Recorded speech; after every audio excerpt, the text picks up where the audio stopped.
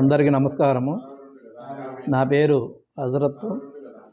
నేను వరకుంటపాడు మండల ఏపీగా పనిచేస్తున్నాను. మండల అధికారులకు, జిల్లా అధికారులకు, బిగ్ టీవీ ప్రేక్షకులకు, ఉపాధి సిబ్బందికి, కూలీలకు నూతన సంవత్సర సంక్రాంతి శుభాకాంక్షలు తెలియపరుచుకుంటున్నాను.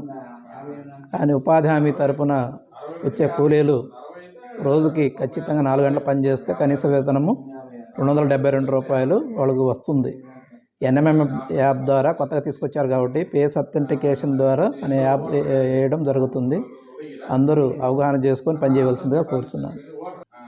అందరూ ఎవరికి ఉపాధి పని కావాలన్నా వాళ్ళు వెంటనే సంబంధిత సిబ్బందిని తెలియపరిచిన, మండల స్థాయిలో మాకు తెలియపరిచిన వాళ్ళకి వెంటనే పని కల్పించడం జరుగుతుంది. కాబట్టి మండల ప్రజలు, గ్రామ స్థాయిలో ఉండే అధికారులందరూ